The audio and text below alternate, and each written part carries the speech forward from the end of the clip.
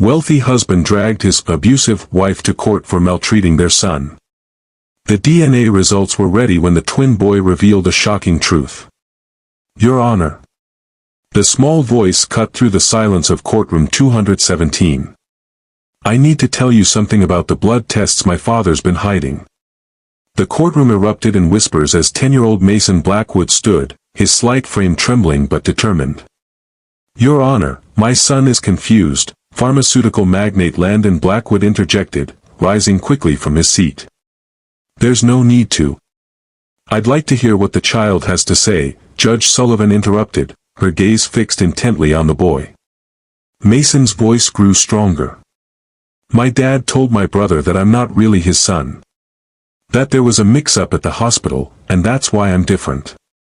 But that's a lie. He's been lying to everyone. Landon's face drained of color as his son pulled a small voice recorder from his pocket. And I can prove it. The heavy oak doors of courtroom 217 had swung closed with finality as Judge Harriet Sullivan shuffled the thick stack of documents before her just moments earlier. The sound echoed through the room like a death knell, each reverberation another nail in Vivian Reed's coffin of hope. Across the aisle sat Landon Blackwood, pharmaceutical magnate, hospital board chairman, and fourth-generation heir to the Blackwood medical empire. His tailored Armani suit couldn't quite disguise the predatory set of his shoulders as he leaned forward, a wolf in expensive clothing, ready for the kill. Once, he had been Vivian's whole world, her champion, her partner, her future. Now, he was the man fighting to take her children away forever. Vivian clutched her worn leather journal to her chest, the only armor she had against the barrage of accusations. 15 years of marriage dissolved into 2 years of increasingly bitter divorce proceedings, culminating in today's hearing where Landon was attempting to prove she was an unfit mother to their 10-year-old twin boys. She stole a glance at Oliver and Mason, seated in the row directly behind her. Oliver sat perfectly straight, his father's posture mirrored with eerie precision, right down to the slight tilt of his chin. Beside him, Mason fidgeted nervously, fingers tapping out an irregular rhythm on his knee, a self-soothing technique Vivian had helped him develop for moments of anxiety. The contrast between them had never been more stark, though physically they remained mirror images of each other, same honey brown hair, same deep blue eyes, same small cleft in their chins. But where Oliver projected calm confidence, Mason radiated nervous energy. Before I deliver my ruling, Judge Sullivan had begun, her voice cutting through the tension, I would like to review the key allegations. Mr. Blackwood has petitioned for full custody on the grounds that Ms. Reed has consistently neglected their son Mason's medical needs, failed to maintain a structured environment crucial for his development, and prioritized her pediatric therapy practice over appropriate parental supervision. Vivian's court-appointed attorney, Rebecca Torres, squeezed her hand reassuringly under the table. They had spent weeks preparing for this moment, reviewing every falsified photograph, every manipulated medical record, every selectively edited video Landon had submitted as evidence. But preparation didn't ease the sting of such blatant lies. Furthermore, the judge continued, Mr. Blackwood has provided evidence suggesting Ms. Reed's alternative therapeutic approaches have actively harmed Mason's development compared to his brother Oliver, who thrives during his time in his father's care. Landon's attorney, Charles Davidson, nodded smugly. His $5,000 custom suit gleamed under the fluorescent lights, a stark contrast to Rebecca's department store blazer. The disparity wasn't lost on Vivian. It was just another reminder of the David and Goliath nature of this battle. And then came the moment that changed everything, Mason's brave interruption, his shocking revelation about blood tests, and now the small voice recorder held in his trembling hand. Judge Sullivan studied the boy carefully. Mason, where did you get that recording device? It was a gift from my therapy group, Mason replied. For recording calming sounds when I feel anxious. But His voice faltered slightly, I used it when I heard Dad and Grandfather talking last weekend. When they didn't know I was listening. Landon's attorney shot to his feet. Your Honor, any such recording would be completely inadmissible. It was obtained without my client's knowledge or consent and... Mr. Davidson, Judge Sullivan interrupted, when a child records conversations directly pertaining to their welfare, different standards may apply. She turned back to Mason. I'd like to hear this recording in my chambers, with both attorneys present. As the bailiff approached to collect the device, Vivian watched her ex-husband's face. The perfectly cultivated mask of confidence that Landon had worn throughout the proceedings was cracking, revealing something she hadn't seen since their divorce began: raw, undisguised fear. Court will recess for 30 minutes while I review this potential evidence, Judge Sullivan announced, rising from her bench. The moment the judge departed, Vivian rushed to Mason, enfolding him in her arms. "Why didn't you tell me about this?" she whispered. "Dad said if I told anyone, he'd make sure I never saw you again," Mason replied, his small body trembling against hers. "He said no judge would believe me over him." Oliver approached hesitantly, conflict evident in his expression. "I wanted to tell you, Mom," he admitted quietly. "But Dad said family loyalty was the most important thing for a Blackwood." Across the courtroom, Landon sat rigidly, engaged in urgent, whispered consultation with Davidson. When he caught Vivian's gaze, his eyes narrowed with a cold fury that made her instinctively pull Mason closer. "It's going to be okay," she promised her sons, though she had no way of knowing if that was true. "You've been very brave, Mason. Both of you." Ms. Reed. Rebecca had returned to their table, her expression carefully neutral. "A word, please." Vivian reluctantly pulled away from the boys.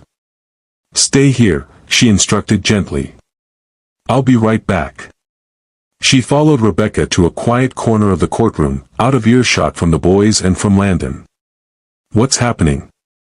Vivian asked, her voice tight with anxiety. "I don't know the contents of the recording," Rebecca replied quietly, "but whatever's on it, Davidson is already arguing for it to be thrown out. He's demanding a technological analysis to prove it hasn't been tampered with, claiming Mason could have been coached, suggesting the whole thing is your orchestration." "That's ridiculous. I had no idea Mason had recorded anything. I wouldn't have." "I know," Rebecca assured her. "But we need to prepare for the possibility that the judge might not admit it, or that it might not be as clear-cut as Mason believes. Don't pin all your hopes on this one piece of evidence." Vivian nodded, trying to contain the wild surge of hope that had blossomed at Mason's intervention. She'd learned the hard way not to expect fairness in her battle against Landon Blackwood. He had money, influence, an army of experts willing to testify on his behalf. What did she have? A worn leather journal documenting her son's struggles, a public defender working overtime on her case, and the truth, which had proven remarkably easy for Landon to twist and manipulate. "Ms. Torres, Mr. Davidson." A court officer approached. "Judge Sullivan requests your presence in her chambers immediately." As the attorneys departed, Vivian returned to her sons.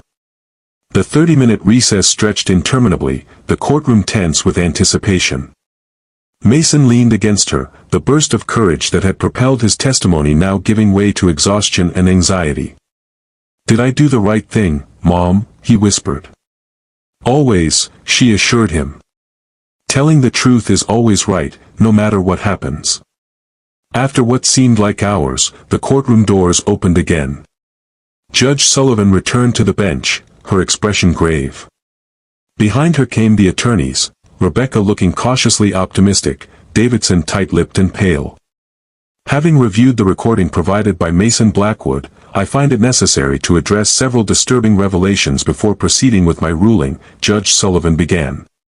She focused directly on Landon, who sat with military straightness, his jaw clenched.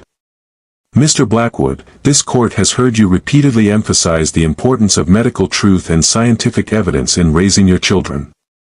Yet the recording suggests you have deliberately fabricated medical information about Mason, specifically false blood test results, to convince him and others that he is not your biological son."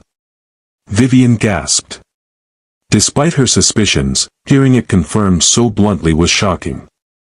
Furthermore, Judge Sullivan continued, you appear to have been conducting unauthorized medical research on Oliver, repeatedly drawing blood and subjecting him to experimental procedures without proper oversight or his mother's knowledge or consent. She shuffled through several documents before her.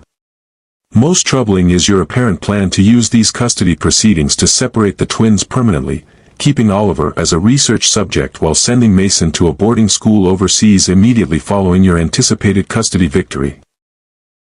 Tears streamed down Vivian's face as the magnitude of Landon's deception became clear. Not only had he psychologically tortured Mason with lies about his identity, but he'd been using Oliver as a guinea pig for his research obsession. Your Honor, Landon began, his composure fracturing, these recordings lack context. My father is dying from a rare blood disorder. Our family's genetic legacy contains the key to treatments that could save countless lives. Difficult decisions sometimes must be made for the greater good. The greater good? Judge Sullivan interrupted sharply. Mr. Blackwood, we are discussing your children, not laboratory specimens. No scientific advancement justifies the psychological abuse of one child and the physical exploitation of another. Landon fell silent, the weight of his exposed motives hanging heavily in the courtroom. The recording also reveals something else, Judge Sullivan continued, her voice softening as she turned toward Mason. It reveals extraordinary courage in a young boy willing to stand up for himself despite tremendous pressure to remain silent. Mason, this court commends your bravery. She turned back to the attorneys. In light of this new evidence, my ruling is as follows. Primary physical custody of both Oliver and Mason Blackwood is awarded to Vivian Reed, with Mr. Blackwood granted supervised visitation only, pending a full investigation into his research activities involving Oliver. Relief flooded through Vivian's body, leaving her lightheaded. She reached for her sons, pulling them close as Judge Sullivan continued outlining the details of her ruling: immediate cessation of all medical testing on either child without court approval, mandatory therapy for both boys to address the psychological manipulation they had experienced, and a referral to the Medical Ethics Board regarding Landon's research practices. Landon sat motionless, his carefully constructed world disintegrating before him. The Blackwood legacy he had been so desperate to preserve was now tarnished by his own actions, exposed in the most public and humiliating way possible. Have you ever wondered what it takes for a child to stand up against a powerful parent? To risk everything for the truth? This is the story of a mother's fight against impossible odds, a father's ruthless pursuit of control, and a 10-year-old boy brave enough to expose the lies that nearly destroyed his family. If you've ever felt powerless against someone with more money, more influence, or more resources than you, this story will resonate deep in your soul. Give this video a like if you believe in the power of truth to overcome even the most carefully crafted deception. I'm your host, and today I'm sharing the remarkable story of how a child's courage changed the course of a bitter custody battle between a pharmaceutical titan and the woman he was determined to destroy. 6 months earlier, Vivian had been finishing a therapy session with a young patient at Sunshine Pediatric Center when her phone buzzed with a text from Landon's assistant, not Landon himself, never directly since the separation. Mr. Blackwood requests you bring Mason's medical journal to tomorrow's custody exchange. Required for specialist consultation. Vivian frowned at the message. The journal contained her meticulous documentation of Mason's episodes of sensory overwhelm, his panic attacks, and the effectiveness of various coping strategies, information Landon had repeatedly dismissed as coddling and encouraging weakness. That evening, as she reviewed the journal before handing it over, she noticed something odd. Mason's symptoms had always been more pronounced after returning from weekends with Landon. She had attributed this to the stress of transition, but as she reviewed the timeline, a pattern emerged. The most severe episodes followed visits where Landon had taken the boys to Blackwood Manor, his family's sprawling estate. When she mentioned this observation during the exchange the next day, Landon's expression hardened into the cold mask she'd grown all too familiar with during the final years of their marriage. Your amateur psychological theories are precisely why I'm seeking full custody, Vivian, he said, his voice low enough that the boys couldn't hear from where they waited by his Tesla. Mason needs structure and proper medical intervention, not play therapy and feelings charts. He needs understanding, she countered. He's sensitive to. To what? Being expected to behave like a normal boy? Like his brother? Landon cut her off, gesturing to Oliver, who stood silently by the car, perfectly poised. Oliver manages just fine without your constant hovering. They're different people, Landon, she said softly, using the reasonable tone that had once been able to penetrate his defenses. They may be identical twins, but they have different needs. Something flashed in Landon's eyes, an emotion Vivian couldn't quite place. They're Blackwoods, he said flatly. And Blackwoods don't need special accommodations. As Landon drove away with both boys for his weekend visitation, Vivian couldn't shake the feeling that something significant was hidden beneath his dismissiveness. The cold calculation in his eyes when he looked at Mason had sparked a primal protective instinct she couldn't ignore. That night, she pulled out their family photo albums, studying pictures of the twins as they grew from infants to toddlers to young boys. Physically identical, the same dimpled smile, the same thoughtful gaze, the same cowlick at the crown of their heads. Yet from the beginning, their personalities had diverged. Oliver, methodical and composed, Mason, sensitive and imaginative. She paused at a photo from their 6th birthday. Landon stood behind Oliver, hand firmly on his shoulder, beaming with pride as the boy displayed a model of the human circulatory system, a gift from his father. Mason sat slightly apart, absorbed in creating an elaborate drawing, his gift from Landon, a junior medical kit, abandoned beside him. It was the beginning of the fracture, though Vivian hadn't recognized it then. Landon's increasing disappointment in Mason's lack of interest in medicine, his growing impatience with the boy's sensory sensitivities, his clear preference for Oliver's more Blackwood-appropriate demeanor. The following Monday, when Landon returned the boys, Mason was unnaturally quiet. When Vivian asked about their weekend, Oliver enthusiastically described the family dinner at Blackwood Manor, where several hospital board members had been present. Grandfather showed us the original Blackwood microscope again, Oliver said, excitement coloring his voice. And Dad let me look at actual blood samples in the basement lab. What about you, Mason? Vivian asked gently. What did you do at Grandfather's? Mason looked down at his shoes. I had to stay in the library after dinner. Dad said I needed quiet time. The whole evening? Mason nodded without meeting her eyes. Later, tucking him into bed, Vivian noticed faint bruising on his wrist. Sweetheart, what happened here? Dad got mad when I spilled juice on Grandfather's research journal, he whispered. He grabbed me too hard. He said I embarrassed him. A cold fury settled in Vivian's chest. Did he hurt you anywhere else? Mason shook his head. He just said I need to try harder to be like Oliver. That I'm. He hesitated, defective. Not a true Blackwood. Mason, listen to me. Vivian took his small face in her hands. You are perfect exactly as you are. You're not defective. You're different from Oliver, and that's wonderful. But Dad says Blackwood men have the same blood. That's how we know we're real Blackwoods. Something about his phrasing struck Vivian as odd, but she focused on comforting her son. Yet the comment lingered in her mind in the days that followed, alongside Landon's strange reaction to her observations about Mason's symptoms. 2 weeks later, Vivian received a registered letter. Landon was petitioning for emergency custody of both children, claiming she was neglecting Mason's medical needs and causing him psychological harm through inappropriate parenting methods. The evidence folder included carefully selected photographs of Mason looking distressed during therapy sessions, manipulated medical reports suggesting Vivian had refused recommended treatments, and statements from Landon's medical colleagues testifying to her obstinate rejection of scientific expertise. The most damning evidence was a series of videos showing Mason having meltdowns in Vivian's care, with no context that these occurred after particularly stressful visits with his father, or that her inappropriate methods were actually helping him regulate his emotions. The temporary custody hearing was a nightmare. Landon's status in the medical community carried immense weight. 2 judges had recused themselves due to connections with the Blackwood family before Judge Sullivan, new to the district and unfamiliar with Landon's influence, took the case.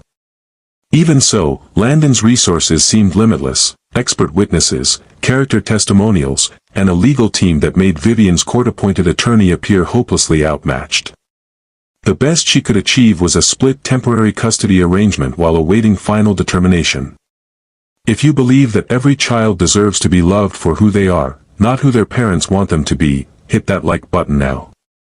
And if you're wondering how Vivian could possibly fight against such overwhelming odds, subscribe to see more stories of ordinary people standing up to extraordinary power. As months passed, Landon's campaign intensified. He scheduled unnecessary medical evaluations during Vivian's parenting time, documented every perceived deficiency in her home, from the generic cereal in her pantry to the second-hand furniture in the boys' bedroom, and systematically undermined her relationship with both children. Oliver began parroting his father's criticisms, while Mason withdrew further into himself, torn between loyalty to his mother and desperate desire for his father's approval. Yet Vivian noticed something Landon seemed blind to. Despite his preferential treatment, Oliver was becoming anxious and hypervigilant, constantly monitoring his own behavior for fear of disappointing his father. Meanwhile, Mason flourished during their art therapy sessions, expressing complex emotions through his drawings that he couldn't verbalize. One evening, 3 weeks before the final custody hearing, Vivian found Mason hunched over a drawing in his bedroom, a stark black scribble surrounding a small golden figure. "What's this, sweetie?" she asked, sitting beside him on his bed. "It's me," he said, pointing to the golden figure. "And this is the secret Dad keeps talking about." He gestured to the black mass. "What secret?" Mason hesitated, glancing toward the door as if afraid someone might be listening. "I'm not supposed to know. I heard Dad and Grandfather talking when they thought I was asleep. About why I'm different from Oliver, why I'm not a real Blackwood." Vivian's heart hammered against her ribs. "What did they say?" "Something about blood tests and a mistake at the hospital." His voice dropped to a whisper. "Dad said he had proof I don't belong to him, that my blood is wrong. But Oliver's is perfect." "That's nonsense, Mason," Vivian said, fighting to keep her voice steady despite the alarm bells ringing in her mind. "You and Oliver are identical twins. You came from the same egg that split in two. You have the same DNA, the same blood type, everything." Mason's eyes widened. "Really?" "But Dad showed Grandfather papers with blood test results. He said that's why I don't think like a Blackwood, because I'm not really one." "When was this?" "Last weekend. They were in Grandfather's study late at night.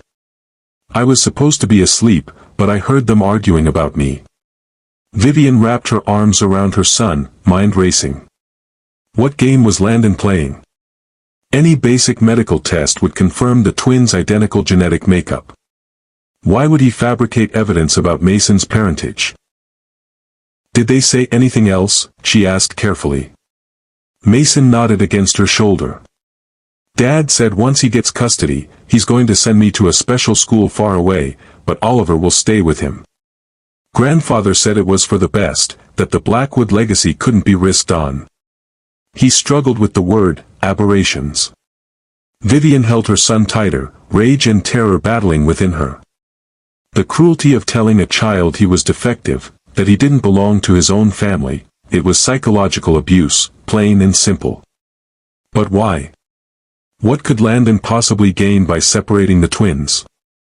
The answer came in pieces over the following days. Careful questions to Oliver about his activities with his father revealed regular visits to the Blackwood Research Facility, where Landon headed a prestigious hematology department. Blood draws that Landon explained as special Blackwood checkups. Visits with specialists that were never documented in the boys' official medical records. Then, a chance encounter with Dr. Eliza Mendez, a former colleague who had worked at Blackwood's research division, provided the missing puzzle piece.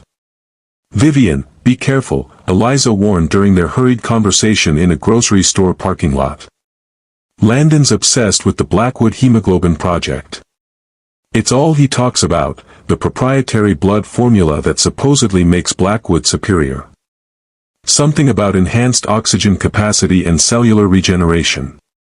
What does this have to do with my sons? Eliza glanced around nervously. The research requires specific genetic markers and extensive blood samples from pure Blackwood descendants. Landon's been using Oliver as his primary subject, but he needs more. A lot more. You're saying he's experimenting on our son? Without my knowledge or consent? I can't prove it officially, that's why I left the company. But yes, that's exactly what I'm saying. Eliza's expression was grim. And if he gets full custody, there will be no one to stop him. The implications hit Vivian like a physical blow. Landon wasn't interested in raising Mason, he was interested in isolating Oliver as a research subject, a source of pure Blackwood blood for his scientific ambitions. Mason, who Landon had convinced himself wasn't a true Blackwood despite all biological evidence to the contrary, was simply an inconvenience to be disposed of. I need proof, Vivian said, more to herself than to Eliza. You won't get it, Eliza replied. The Blackwood Research Facility is locked down tighter than Fort Knox, and Landon covers his tracks perfectly. That's why I couldn't file an official complaint when I left. Armed with this knowledge but little concrete evidence, Vivian approached the final custody hearing with a desperate determination. Her only hope lay in exposing Landon's true motives, but how could she prove what went on behind the closed doors of Blackwood Manor or the secured labs of the research facility? The answer, it turned out, would come from the most unexpected source, a 10-year-old boy who had finally had enough of his father's lies. After the judge's ruling, outside the courthouse, autumn leaves swirled in the crisp air as Vivian held her son's hands. The weight that had pressed upon her chest for 2 years had finally lifted, replaced by the daunting but welcome responsibility of helping both boys heal from the damage Landon had inflicted. Mom. Oliver's voice was hesitant. Was Dad really using my blood for experiments? Vivian knelt to meet his eyes. Yes, sweetheart. What he did was wrong. Medical research has strict rules to protect people, especially children. Your father broke those rules. But grandfather is sick. Dad said my blood could help him. If that's true, there are proper ways to do that research, with permission, with oversight, with your full understanding. What he did. Lying to Mason, secretly taking your blood, planning to separate you, that wasn't about helping grandfather. That was about control. Oliver nodded slowly, processing this. And Mason is really my twin. Dad wasn't lying about that part. He's absolutely your identical twin, Vivian assured him. You came from the same cell that split in two. Your DNA is identical. Oliver looked at his brother thoughtfully. So Dad was wrong about Mason not being a real Blackwood. Dad was wrong about many things, Vivian said gently. Especially about what makes someone valuable. Does this mean we don't have to be doctors? Mason asked quietly. Vivian smiled. It means you both get to decide your own futures based on what you love and what you're good at. Whether that's medicine or art or anything else. As they walked toward the parking lot, a familiar figure approached, Landon, his confident stride now uncertain. Vivian, he began, his voice uncharacteristically hesitant. We need to talk about how to move forward. She studied the man she had once loved so deeply, brilliant, ambitious, trapped within generations of rigid expectations that had warped his understanding of fatherhood and family. Yes, we do, she agreed. But not today, and not on your terms. When you're ready to see both your sons for who they truly are, not for what you can get from them, then we'll talk. Landon's gaze shifted to the boys, lingering on Mason. Something flickered in his expression, regret, perhaps, or the first glimmer of understanding that his obsession with the Blackwood legacy had blinded him to the irreparable harm he was inflicting on his own children. I didn't mean to, he started, then stopped, unaccustomed to lacking the right words. The expectations of being a Blackwood, they're crushing, Vivian finished for him. I know. I watched what they did to you during our marriage. Don't let them do the same to our sons." For a moment, the practiced mask fell away completely, revealing the vulnerable man beneath the powerful pharmaceutical magnate, a man who had never learned to accept imperfection or divergence from the prescribed Blackwood path. "Will they ever forgive me?" he asked quietly. Vivian looked at her sons, who were watching this exchange with solemn attention. "That depends on what you do next, Landon. Not what you say, but what you actually do." She turned away, leading the boys toward her modest sedan. This wasn't an ending but a beginning, the start of a new story where worth wasn't measured by bloodlines or scientific achievements but by authenticity and acceptance. To understand how Vivian Reed and Landon Blackwood had reached this bitter courtroom showdown, we need to rewind the clock 15 years, to the day a brilliant young medical researcher first caught the attention of the heir to the Blackwood pharmaceutical dynasty. Blackwood Laboratories had been in its meteoric rise phase, developing cutting-edge hematological treatments under the leadership of Theodore Blackwood and his son Landon. Vivian had joined the company's pediatric research team after completing her PhD, quickly distinguishing herself with her innovative approaches to children's therapeutic interventions. "There's a flaw in the cognitive assessment protocol for the pediatric trials," she had pointed out during a tense development meeting, her voice quiet but firm. "It doesn't account for anxiety-induced performance variables in children with sensory processing differences." The room had fallen silent. No one challenged the Blackwoods directly, especially not a recent hire barely 8 months into her position. But Vivian hadn't been playing office politics. She'd simply seen a problem that needed solving. Landon had studied her for a long moment, his piercing blue eyes intent. "Explain." She had walked to the whiteboard without hesitation, mapping out the issue with precise, economical strokes. When she finished her explanation, Landon had smiled, a genuine expression rarely seen in the corporate setting. "You just saved us from a potential disaster," he acknowledged. "And created 3 weeks of additional work for the team. Better than creating years of invalid research results," Vivian had replied, returning to her seat without fanfare.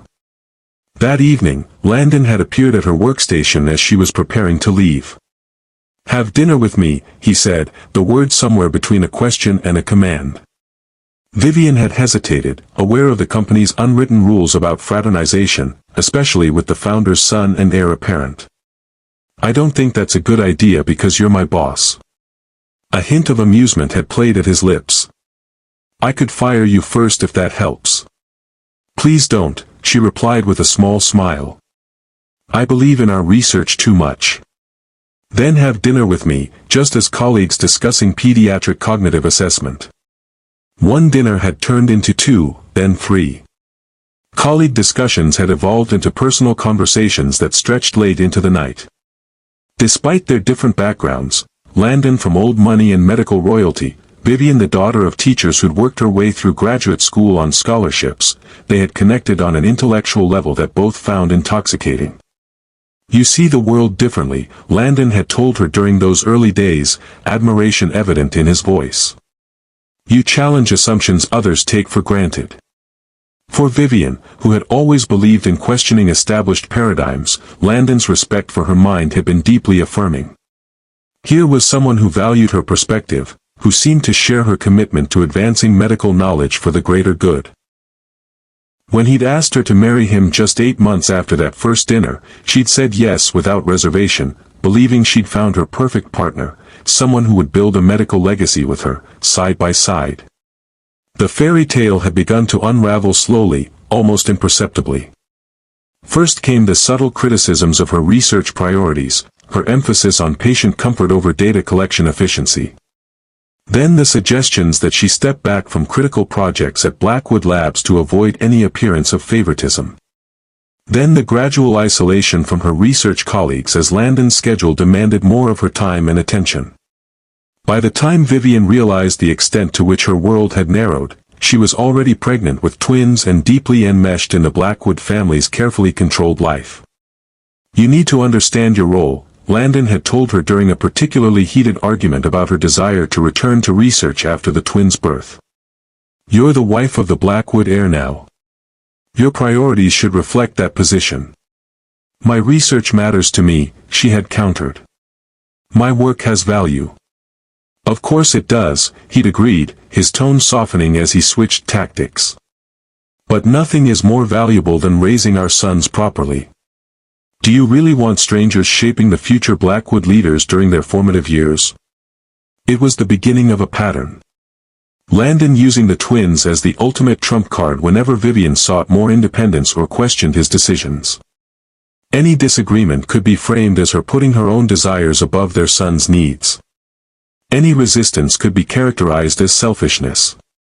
For nearly 7 years, Vivian had tried to make the marriage work, to find some balance that would allow her to be both the supportive wife Landon demanded and the autonomous researcher she needed to be. But with each passing month, the space for her own identity had shrunk, compressed under the weight of Landon's expectations and control. The breaking point had come during a charity gala celebrating Blackwood Laboratories' breakthrough hemoglobin research. Vivian, now serving as the company's de facto goodwill ambassador rather than a contributing researcher, had been engaged in conversation with the head of a prestigious medical journal. Your husband mentioned you were once part of the pediatric research team, the woman had said. What do you think about the ethical concerns being raised about pediatric blood trials? Before Vivian could answer, Landon had appeared at her side, his hand closing firmly around her waist. My wife's expertise these days is more focused on our sons and our philanthropic efforts, he'd interjected smoothly. You'll want to speak with Dr. Mendez about technical matters. Later, in the privacy of their car, Vivian had confronted him. You humiliated me, Landon. I'm perfectly capable of discussing pediatric research ethics. You've been out of the field for almost 7 years, he replied dismissively. Medical research moves quickly. I was saving you from embarrassing yourself with outdated perspectives. Only because you've deliberately kept me away from my profession, Vivian countered, the accumulated frustration of years finally boiling over. I could have stayed current. Could have contributed if you hadn't systematically pushed me out of every meaningful role. This is what we agreed to, Vivian. You focus on the boys and our social obligations. I handle the business. No, this is what you decided, what you engineered bit by bit until I barely recognized my own life. The argument had escalated, revealing the fundamental fracture in their marriage, Landon's need for absolute control versus Vivian's suffocating loss of autonomy. By the time they'd reached their elaborate home in the exclusive Oak Ridge Estates neighborhood, Vivian had made her decision. I want a divorce, she had said quietly, the words hanging in the air between them. Landon had stared at her in genuine shock. In his world, things didn't happen unless he willed them to. People didn't leave unless he dismissed them. Don't be dramatic, he'd finally said. You're upset. We'll discuss this tomorrow. There's nothing to discuss. I can't live like this anymore, as an accessory to your life rather than a partner in it. And the boys? Have you thought about what this would do to them? I've thought about what staying in this marriage is doing to them, Vivian had countered, teaching them that women should be decorative and compliant, that fathers control and mothers obey. That's not the example I want to set. Landon's expression had hardened, the charm vanishing to reveal the steel beneath. If you leave with nothing. The prenup is ironclad. I don't want your money, Landon. I want my life back. And the boys? You think I'll let you take my sons? They need both of us. I'm not trying to keep them from you. Landon had laughed, the sound cold and dismissive. How exactly do you plan to support them as a single mother with no recent work history? You think any court will award custody to an unemployed woman over a father who can provide every advantage? The threat had been clear, but Vivian had stood her ground. I'm a brilliant researcher, Landon. You said so yourself once. I'll find work again. Not in this industry, he promised darkly. Not after I'm finished. Despite Landon's threats, Vivian had filed for divorce the next day. The proceedings had been brutal, with Landon leveraging every advantage his wealth and connections provided. Yet, to his evident shock, Vivian had proven more resilient than expected.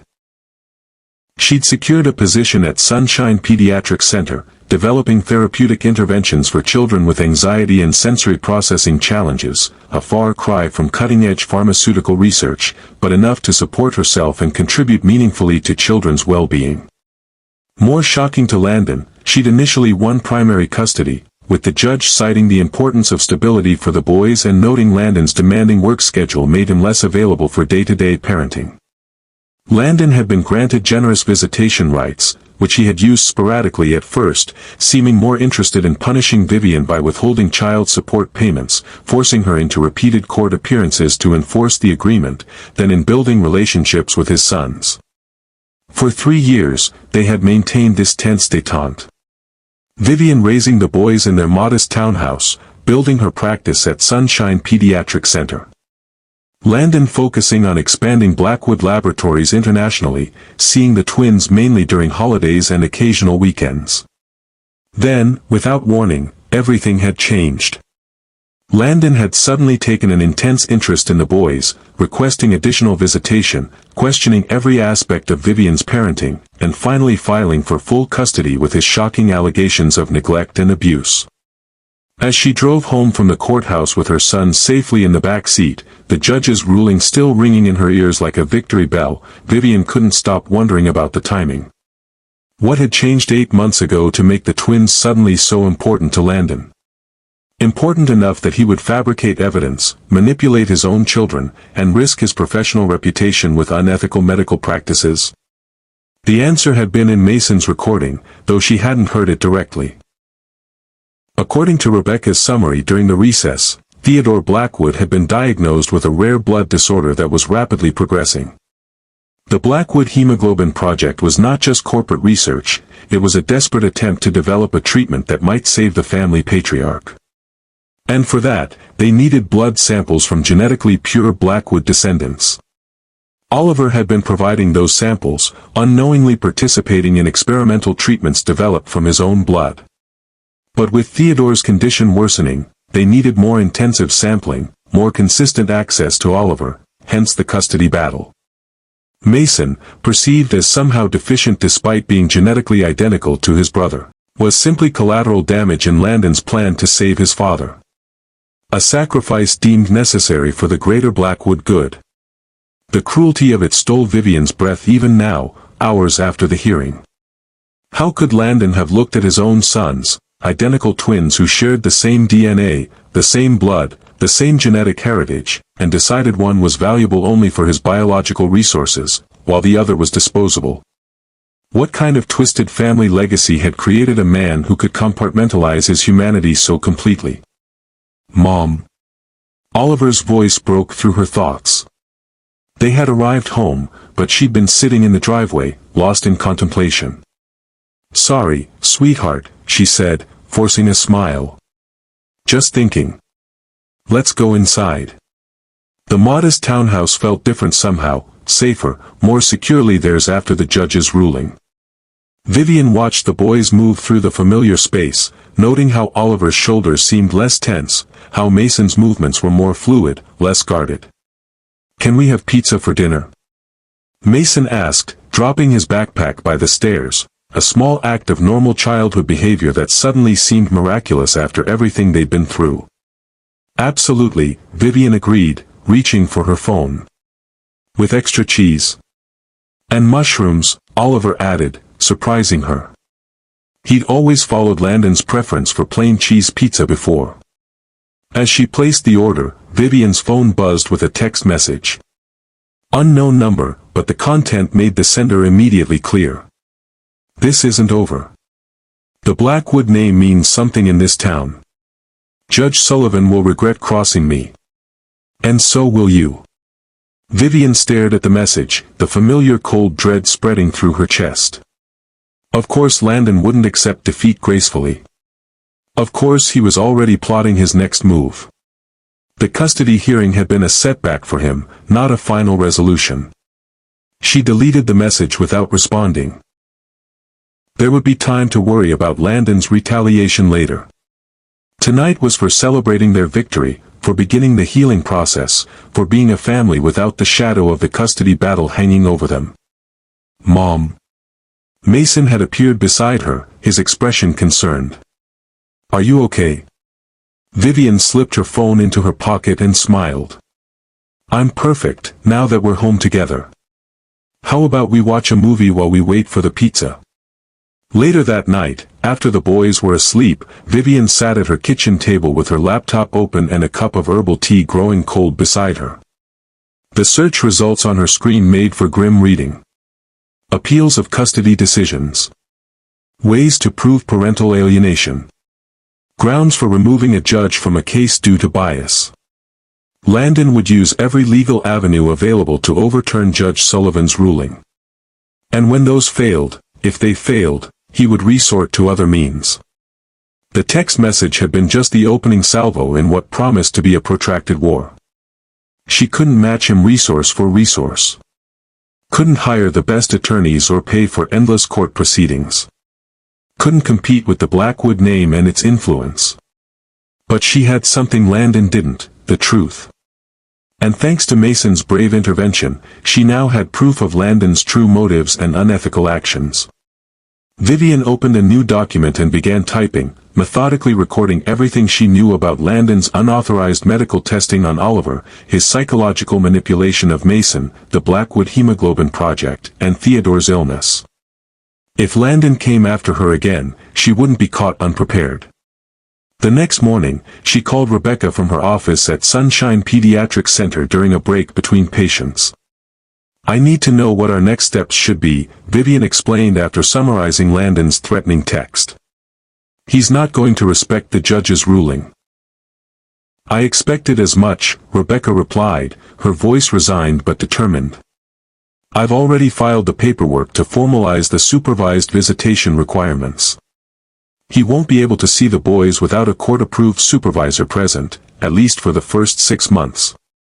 And if he violates that, then he'd be in contempt of court, which would only strengthen our position." Vivian wasn't reassured. "Rebecca, you don't understand. The Blackwoods don't play by normal rules. If Landon wants access to Oliver for his research, he'll find a way, court orders be damned. Then we document everything. Every communication, every interaction, every hint of violation. And we make sure the boys are never alone with him or anyone connected to him." It was sound advice, but Vivian knew it wouldn't be enough. Landon had resources she could barely imagine, private investigators, medical professionals willing to bend ethics for Blackwood money, judges and officials susceptible to influence. How could she possibly protect her sons against such overwhelming power? The answer came from an unexpected source 3 days later. Vivian was reviewing a patient file when her office phone rang. "Ms. Reed? This is Dr. Eliza Mendez. We spoke briefly a few weeks ago." "Dr. Mendez, yes. What can I do for you?" "It's more what I can do for you," Eliza replied. "I've been following your case. Word travels fast in medical circles, and Landon's ethics investigation has set tongues wagging at Blackwood Labs." "I see." Vivian was cautious, unsure of Eliza's motives. "I'm not calling as his ally," Eliza clarified, as if sensing Vivian's hesitation. "I left Blackwood because I couldn't stomach what was happening with the hemoglobin project. And now I think I can help you make sure your boys stay safe." "I'm listening." "I've been gathering evidence for months. Research protocols that violate ethical standards, documentation of unauthorized human testing, records of blood samples taken from your son and processed through unofficial channels.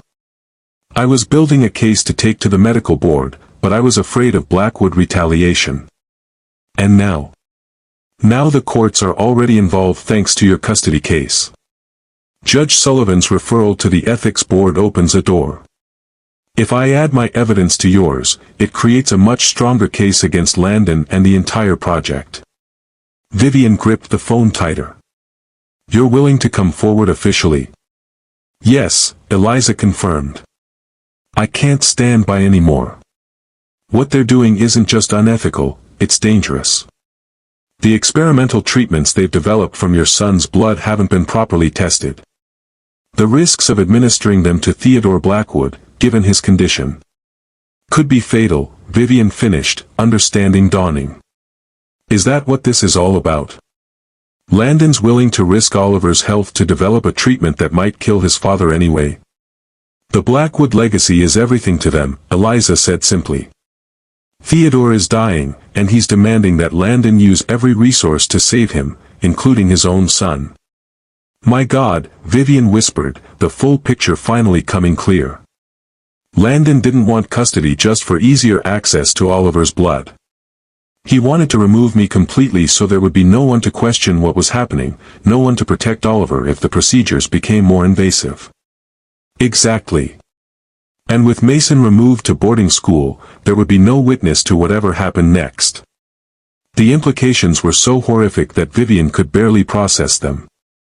Her ex-husband hadn't just been planning to use Oliver as a research subject, he'd been paving the way for something far more extreme, something that might have placed their son in genuine physical danger.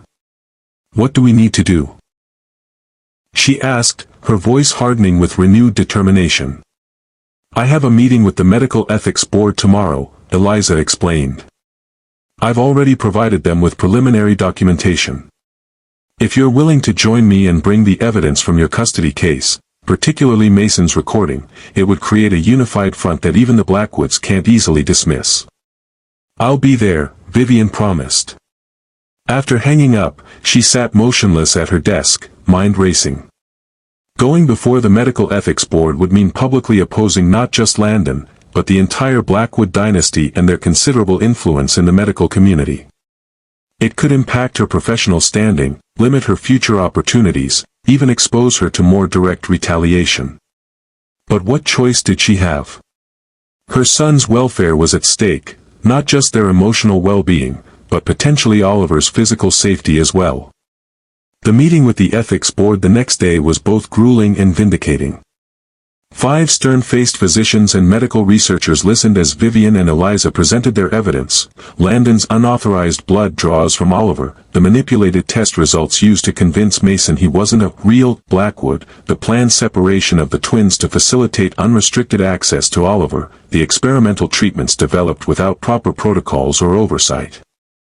These are extremely serious allegations against one of the most respected names in medical research, the board chair, Dr. Winters, noted after they'd finished. The consequences of formal action would be far-reaching. The consequences of inaction could be fatal, Eliza countered firmly. The Blackwood Hemoglobin Project is operating outside established safety protocols. Their treatment approach hasn't been properly vetted. And they're involving a minor without parental consent or institutional oversight. We understand the gravity of the situation, another board member assured them. And we appreciate your courage in coming forward, particularly given the Blackwood family's influence. Will you act? Vivian asked directly. We have no choice but to launch a formal investigation based on the evidence you've provided, Dr. Winters confirmed. Effective immediately, we'll issue a cease and desist order regarding any research involving your son, Ms. Reed. And we'll be conducting a comprehensive review of all Blackwood Laboratories protocols related to the hemoglobin project. It was more than Vivian had dared to hope for: swift, decisive action that would create an additional legal barrier between Landon and Oliver. As they left the meeting, Eliza squeezed her arm encouragingly. The board takes ethics violations involving children extremely seriously, she said. This won't just disappear, no matter how much pressure the Blackwoods try to apply. Thank you, Vivian replied, her gratitude profound. For everything. I should have acted sooner, Eliza admitted. Should have come forward when I first suspected what was happening. Maybe your boys wouldn't have gone through all this if I had. You're acting now, Vivian assured her. That's what matters. On the drive home, Vivian felt a new sense of cautious optimism. With Judge Sullivan's custody ruling and now the Ethics Board's investigation, they had created 2 separate but reinforcing lines of defense against Landon's ambitions. It might be enough to keep her son safe, at least until Theodore Blackwood's illness reached its inevitable conclusion and the desperate push for a treatment became moot. But as she pulled into her driveway, the sight of a sleek black Mercedes parked at the curb sent a chill through her. Theodore Blackwood himself sat behind the wheel, his aristocratic profile unmistakable even from a distance. Vivian parked and approached his car cautiously. The passenger window lowered silently as she neared. "Ms. Reed," Theodore acknowledged, his voice as cold and precise as his son's. "I think it's time we spoke directly." "I have nothing to say to you," Vivian replied, fighting to keep her voice steady. "On the contrary, I believe we have much to discuss, including the future of my grandsons." He gestured to the passenger seat beside him. "Please. 5 minutes of your time." Against her better judgment, Vivian slid into the leather seat, careful to leave the door partially open. At 73, Theodore Blackwood remained an imposing figure, silver-haired and hawk-featured, with the same piercing blue eyes that Landon had inherited and passed to the twins. "You've been quite busy," he observed, studying her with clinical detachment. "The custody hearing. The ethics board. Quite the campaign against my family."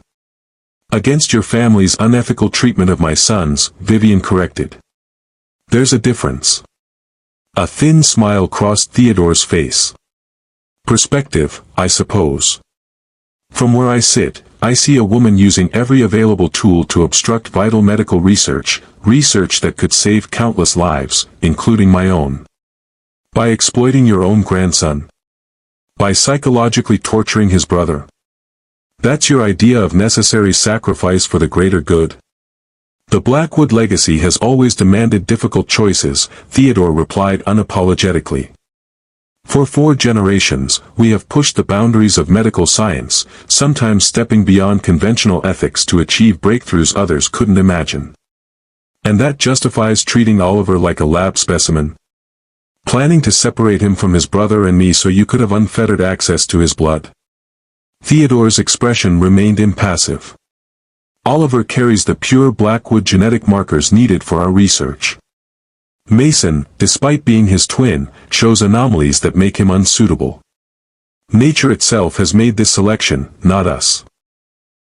"That's scientifically impossible," Vivian snapped, her patience evaporating. "They're identical twins. Any genetic marker Oliver has, Mason has too." Landon's test results were manipulated to justify his preferential treatment of Oliver. For the first time, Theodore looked genuinely surprised. "That cannot be correct.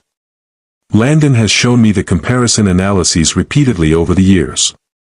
Mason's samples consistently show variant markers that—" He stopped abruptly, a shadow of doubt crossing his features. "That what?" Vivian pressed. Theodore's gaze sharpened again. "It's irrelevant. What matters is that you've created a significant obstacle to research that holds genuine promise. The Blackwood hemoglobin formula could revolutionize treatment for blood disorders, save millions of lives. All we need is continued access to Oliver for a few more months of sampling." "The answer is no," Vivian stated firmly. "No more unauthorized blood draws. No more lying to my sons. No more treating them as means to your ends rather than as children who deserve love and protection. I'm prepared to make you an extremely generous offer," Theodore continued as if she hadn't spoken. $10 million. A new home wherever you choose. Continued visitation with Oliver on a regular schedule. All you need to do is grant us legal medical proxy for him for 1 year. Vivian stared at him in disbelief. "You're trying to buy my son." "I'm trying to compensate you fairly for a temporary inconvenience that serves a greater purpose." "Get out of my driveway," Vivian said, her voice low and dangerous. "And if you or Landon come near my sons without court supervision, I'll have you both arrested for attempted child abuse." Theodore's expression hardened. "You're making a grave mistake. The Blackwoods are not accustomed to being denied what they need. And I'm not accustomed to selling my children to the highest bidder," Vivian retorted, pushing open the car door. "We have nothing more to discuss." As she walked toward her front door, Theodore called after her. "Consider carefully, Ms. Reed. Your victory may feel complete today, but we have resources you cannot imagine. This fight has only just begun. Vivian didn't look back, but his words followed her like a shadow. The Blackwoods weren't just wealthy, they were dynasty builders, accustomed to thinking in terms of generations rather than years. Their sense of entitlement ran bone deep, reinforced by decades of deference from the medical community and society at large. If they wanted Oliver's blood badly enough, they would find ways to circumvent legal barriers, ethics boards, and custody rulings. Which meant Vivian needed more than defensive measures, she needed to take the offensive. Inside, she went straight to her laptop and began typing an email to Rebecca Torres and Eliza Mendez, outlining Theodore's visit and his outrageous offer. "We need to go public," she wrote. "Not just with the ethics board, but with the media. The Blackwoods operate in shadows and silence. Let's shine a light so bright they have nowhere to hide." By the time Oliver and Mason arrived home from school, Vivian had set in motion a plan that would either protect them once and for all or destroy any chance of future peace with the Blackwood family. There would be no middle ground, no compromise solution. The boys found her in the kitchen, preparing a snack as if it were any ordinary afternoon. "How was school?" she asked, working to keep her voice normal despite the storm of emotions raging inside her. "Good," Oliver replied, setting his backpack on a chair. "I got an A on my science project." "That's wonderful." Vivian smiled, genuinely proud despite her preoccupation. "And I finished my art portfolio," Mason added, pulling out a folder filled with colorful drawings. "Ms. Jensen said I could enter the district competition if I want." "Of course you should enter," Vivian encouraged him, marveling at how their lives continued with these normal moments of childhood achievement even as larger battles raged around them. As the boys settled at the table with apple slices and peanut butter, Vivian studied them thoughtfully. They deserved to know what was happening, at least in broad terms. They had been pawns in Landon's game for too long already. "I need to tell you both something important," she began carefully. "Your grandfather came to see me today." Oliver looked up sharply. "Grandfather? Here?" "Yes. He wanted to talk about the court's decision." "Is he angry?" Mason asked, his fingers nervously tracing patterns on the table. "He's disappointed," Vivian said, choosing her words with care. "He and your father still want access to Oliver for their blood research. They believe it could help develop treatments for grandfather's illness." "Then maybe I should help them," Oliver suggested, his innate compassion showing through despite everything. "If my blood could save grandfather."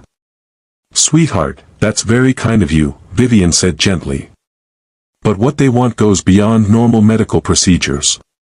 It involves experimental treatments that haven't been properly tested, and it could put your health at risk." "Would it hurt?" Mason asked, his eyes wide. "I don't know," Vivian admitted.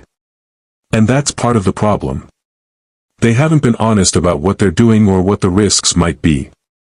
That's why the judge and the medical board have said they need supervision and oversight before they can continue any research involving either of you." Oliver was quiet for a moment, processing this. "Dad said it was just regular checkups. That all Blackwood men get special blood tests." "That wasn't the truth," Vivian confirmed gently. "He was using your blood for research without proper permission. And he was going to send me away," Mason added, his voice small. "So I wouldn't tell anyone what was happening to Oliver." "Yes. There was no point sugarcoating it now. But that's not going to happen. You're both staying here with me, and no one is going to experiment on either of you without proper protocols and my explicit permission." "What if grandfather dies because I didn't help?" Oliver asked, the weight of perceived responsibility heavy in his young voice. Vivian moved to kneel beside him, taking his hands in hers. "Oliver, listen to me. You are a child. It is never, ever your responsibility to save an adult's life at risk to your own health. Not your grandfather's, not your father's, not even mine. That responsibility goes in the other direction. Adults are supposed to protect children, not use them as research subjects." Oliver nodded slowly, but Vivian could see the conflict in his eyes, the deeply ingrained sense of duty to the Blackwood name battling with his understanding of the manipulation he'd experienced. "I have one more important thing to tell you both," she continued. "I've decided to share our story with a journalist who specializes in medical ethics. That means people outside our family and the courts will know what's been happening." "Like on the news?" Mason asked. "Possibly, yes. It might become a big story because of your father's and grandfather's positions." "Dad will be really mad," Oliver observed quietly. "He probably will," Vivian acknowledged. "But sometimes bringing the truth into the open is the only way to make sure everyone plays by the rules. As long as this stays our private family battle, your father and grandfather have too many advantages: money, influence, powerful friends. But if everyone knows what they've been doing, they'll have to follow the same rules as everyone else." "Will people know our names?" Mason asked anxiously. "Will kids at school talk about us?" "I've asked that your names be kept private, just referring to you as LB's minor sons," Vivian assured them. "But yes, people who know us might figure it out. It won't be easy, but I believe it's necessary to keep you both safe." The boys exchanged looks, having one of those silent twin communications that Vivian had never fully understood. "We trust you, Mom," Oliver finally said, speaking for both of them. The simple statement nearly broke her. After everything they'd been through, the divorce, the custody battle, the manipulation at Landon's hands, they still trusted her judgment, her protection. It was simultaneously the heaviest responsibility and the greatest gift. "Thank you," she said softly. "I promise I'll do everything I can to make sure this is resolved quickly and with as little disruption to your lives as possible." That night, after the boys were asleep, Vivian finalized her arrangements with Eliza Mendez and Catherine Porter, a respected medical journalist known for her incisive reporting on ethical issues in pharmaceutical research. The story would break the following week, timed to coincide with the Medical Ethics Board's formal announcement of their investigation into Blackwood Laboratories. As she closed her laptop, Vivian felt a strange sense of calm. After months of playing defense, of reacting to Landon's moves, she was finally taking control of the narrative. Whatever came next, public scrutiny, Blackwood retaliation, professional consequences, she would face it head-on, with the full armor of truth protecting her and her sons. The storm was coming. But for the first time since this battle began, she was no longer afraid of the thunder. The headline hit like a thunderbolt on a clear day: Blackwood heir accused of unethical medical research on own child. Catherine Porter's explosive exposé in the Medical Ethics Journal was immediately picked up by mainstream news outlets, spreading across digital platforms with the viral speed that only scandals involving wealth, power, and children could achieve. Vivian had prepared as best she could. The boys had been kept home from school. Her phone was turned off except for calls from a select few contacts. The blinds were drawn against the photographers already gathering on the sidewalk outside her townhouse. "Mom, we're on TV," Mason called from the living room, where he and Oliver sat watching the morning news with wide eyes. Vivian joined them, her stomach clenching as she saw Landon's corporate headshot displayed beside the anchor. The reporter was summarizing the allegations in clinical terms: unauthorized medical testing, falsified results, exploitation of a minor, but the cheering at the bottom of the screen was less restrained: medical dynasty's dark secret, child used as lab rat. "That's not exactly," Vivian began, then stopped. How could she object to the sensationalism when the underlying truth was even more disturbing? "Do we have to talk to those reporters?"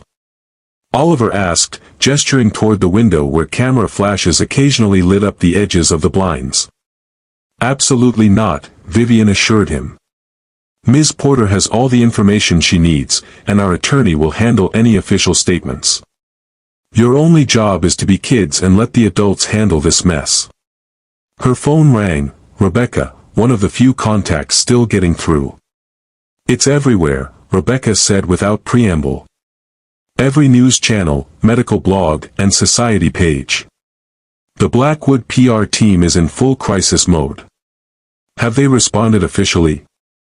A statement was just released denying all allegations and calling it a vindictive campaign by an embittered ex-wife. They're claiming the blood draws were routine health monitoring with your full prior knowledge and consent.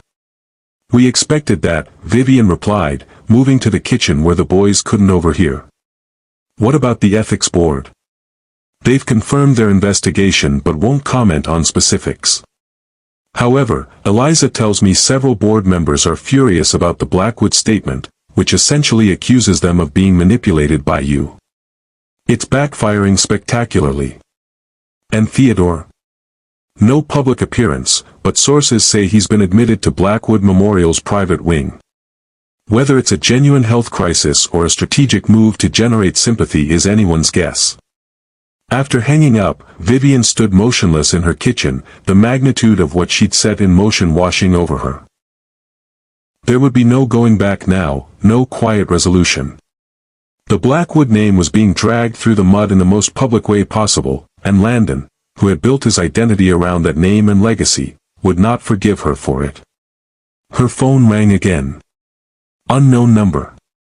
Vivian. Landon's voice was tightly controlled, but she could hear the fury simmering beneath the surface.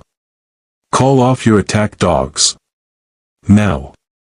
I can't do that, Landon. The truth is out there now. The truth, he hissed. You've engineered a public smear campaign based on half-truths and deliberate misrepresentations. My father is in critical condition, his blood pressure destabilized by this spectacle you've created. Does that satisfy your vendetta? This isn't a vendetta, Vivian replied steadily. It's protection. You left me no choice after you manipulated evidence, lied to our sons, and conducted unauthorized medical procedures on Oliver. What did you expect me to do once I discovered what was really happening? I expected you to understand what's at stake. Landon's composure slipped. The Blackwood Hemoglobin Project is the most significant medical advancement in decades. It could revolutionize treatment for blood disorders globally. All of that is now at risk because you couldn't see beyond your petty resentments. There's nothing petty about protecting my children from exploitation. They're my children too. And they're Blackwood's, part of a legacy greater than any one individual. Oliver's contribution to this research could save millions of lives, including his grandfather's. How is that exploitation? The ends don't justify the means, Landon. You can't use children, any children, even your own, as research tools without proper consent, oversight, and safety protocols. That's not a personal opinion, it's established medical ethics. There was a moment of tense silence before Landon spoke again, his voice dangerously quiet. You've made the biggest mistake of your life, Vivian. When this is over, you'll have nothing, not your career, not your reputation, not even our sons. Is that a threat? It's a promise. The Blackwood name has survived for 4 generations by eliminating obstacles. You've made yourself the biggest obstacle we've ever faced. The line went dead, leaving Vivian shaken despite her resolve. This wasn't just about custody anymore. This was Landon declaring all-out war, with the full resources of the Blackwood Empire at his disposal. She returned to the living room, working to compose her expression before facing the boys. They had enough to worry about without seeing their mother's fear. Who was on the phone? Mason asked, his perceptive eyes studying her face. Your father, Vivian answered honestly. He's upset about the news stories. Is grandfather really sick? Oliver asked, glancing back at the TV where footage of Theodore Blackwood entering Blackwood Memorial Hospital was playing on a loop. I'm not sure, Vivian admitted. But if he is, it's not because of anything we did. Your grandfather has been ill for some time. That's part of why your father has been so focused on the blood research. Oliver nodded slowly, his expression troubled. Despite everything, he still cared about his grandfather and father, still felt the pull of the Blackwood legacy that had been instilled in him from birth. Vivian's heart ached at the conflicted loyalty he was too young to have to navigate. What happens now? Mason asked, the practical twin as always. Now we let the process work, Vivian explained. The ethics board will investigate. Journalists will ask questions. The courts will review evidence.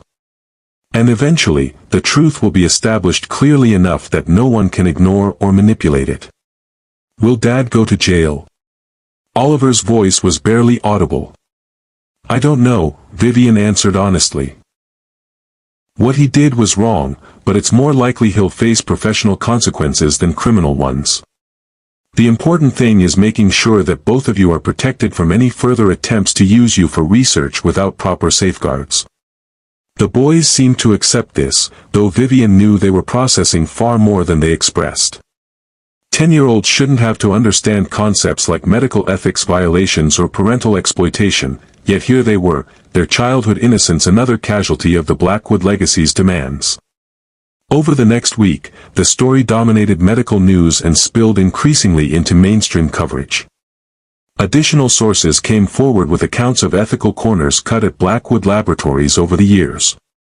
Former employees described a corporate culture where results were prioritized over protocol, where the Blackwood name was invoked as justification for skirting regulations. The Medical Ethics Board expanded their investigation to include historical cases beyond the immediate allegations regarding Oliver. Pharmaceutical oversight committees announced reviews of Blackwood drug trials. The company's stock price dropped 15% in 3 days. Through it all, Landon maintained a rigid public silence, letting the Blackwood PR team handle official responses. Theodore remained hospitalized, his condition described only as stable but serious. The supervised visitation ordered by Judge Sullivan was suspended by mutual agreement until the ethics investigation concluded. On the 8th day after the story broke, as Vivian was preparing dinner, her doorbell rang. Through the peephole, she saw not the expected journalist or photographer, but Patricia Blackwood, Landon's mother, Theodore's wife, and the family matriarch who had always remained carefully in the background of the Blackwood men's public lives. Vivian hesitated, then opened the door. At 68, Patricia remained elegant and poised, her silver-streaked dark hair swept into a perfect chignon, her tailored suit unwrinkled despite the unseasonably warm day. "May I come in?" she asked, her voice cultured and controlled, the voice that had narrated countless Blackwood charity galas and social functions during Vivian's marriage. "The boys are home," Vivian replied, neither agreeing nor refusing. "I know. I'd like to see my grandsons, if you'll permit it." After a moment's consideration, Vivian stepped back, allowing Patricia to enter. The older woman moved through the modest townhouse with the same grace she'd shown in their former mansion, betraying no hint of judgment at the IKEA furniture or educational toys scattered across the living room. "Oliver, Mason," Vivian called. "Your grandmother is here." The boys appeared from the hallway, surprise and uncertainty on their identical faces. They had seen Patricia only at formal Blackwood gatherings during the past 5 years, their relationship with her as distant and prescribed as everything else in the Blackwood world. "Hello, boys," Patricia greeted them with a small smile that didn't quite reach her eyes. "You've grown taller since I saw you last." "Hello, grandmother," they responded in near unison, the ingrained Blackwood manners surfacing automatically. "I've brought you something," Patricia said, reaching into her handbag and withdrawing 2 small, wrapped packages. "For your birthday next month. I thought, well, I wasn't sure when I might see you next." The boys looked to Vivian, who nodded her permission. They accepted the packages with polite thanks but didn't open them, sensing the tension in the room. "Why don't you take those to your room for now?" Vivian suggested gently. "Grandmother and I need to talk." Once the boys had disappeared upstairs, Vivian led Patricia to the kitchen, where a pot of pasta sauce simmered on the stove. "I assume Landon didn't send you," Vivian said, stirring the sauce mechanically.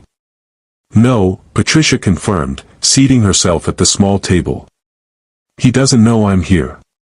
Neither does Theodore." "Then why are you?" Patricia was silent for a moment, her hands folded precisely on the table before her. "Theodore is dying," she finally said, her voice remarkably steady. "The treatments haven't worked. The doctors give him weeks, perhaps a month. Vivian set down her spoon, turning to face her former mother-in-law. I'm sorry to hear that. Are you? The question held no accusation, just genuine curiosity. Yes, Vivian answered truthfully. Despite everything, I wouldn't wish suffering on him. Or on you and Landon. Patricia nodded, accepting this. The Blackwood Hemoglobin Project was his final hope. He believed, they both believed, that Oliver's blood held the key to a breakthrough treatment. That doesn't justify what they did. No, Patricia agreed, surprising Vivian. It doesn't. But it explains it, at least partially. The Blackwood men have always believed their ends justify any means. For generations of medical achievement have reinforced that conviction. At what cost? Vivian asked quietly. Patricia's gaze dropped to her hands, the first crack in her perfect composure. A terrible one. Do you know, Vivian, that in 4 generations of Blackwood men, not one has died believing himself loved for anything but his achievements? Not one has known how to give or receive love without conditions attached. The simple statement, delivered in Patricia's controlled voice, struck Vivian with unexpected force. She had seen the Blackwoods as oppressors, as manipulators, as threats to her children's well-being. She had rarely considered them as victims of their own legacy, trapped in a multi-generational pattern of conditional love and impossible expectations. Why are you telling me this? She asked. Patricia looked up, meeting her eyes directly. Because I want something better for my grandsons. And because I believe you do too. Of course I do. Then we need to find a way forward that doesn't destroy Landon completely while still protecting the boys from the worst of the Blackwood legacy. Vivian leaned against the counter, studying her former mother-in-law with new eyes. I didn't go public to destroy Landon. I did it to protect Oliver and Mason when all other options had failed. I know, Patricia acknowledged. And you were right to do so. What they planned, what they were already doing, was unconscionable. But Landon is their father. Despite his grievous errors, despite his warped understanding of love and duty, he is still half of who they are. What are you suggesting? A negotiated peace, Patricia said simply. One that acknowledges the wrong done but creates a path for supervised, ethical research participation if, and only if, the boys themselves wish to contribute to the Blackwood medical research as they grow older. One that allows Landon to maintain a relationship with his sons while establishing firm boundaries against exploitation. One that lets Theodore die knowing his grandsons haven't been permanently alienated from the Blackwood name. Why would Landon agree to that now? He's threatened to destroy me, to take everything, including the boys. Because I will make him agree, Patricia replied, steel entering her voice for the first time. Because I have remained silent for 45 years of marriage while the Blackwood men pursued their legacy at all costs. Because I have watched 3 generations of Blackwood children raised to value achievement over humanity. And because I am finally, belatedly, unwilling to see it happen to another generation. Vivian was speechless. In 15 years of connection to the Blackwood family, she had never heard Patricia speak with such passionate conviction. The perfectly groomed, unfailingly proper corporate wife had always seemed the embodiment of Blackwood values, or at least, their willing supporter. Will they listen to you? She finally asked. A small, sad smile touched Patricia's lips. They've never had to before. But Theodore is dying, and Landon is facing professional ruin. For perhaps the first time in their lives, the Blackwood men are vulnerable enough to hear a woman's voice, even if it's only the voice of the wife and mother they've always taken for granted. Before Vivian could respond, the kitchen timer buzzed. Dinner was ready, routine asserting itself even in the midst of this extraordinary conversation. Will you stay?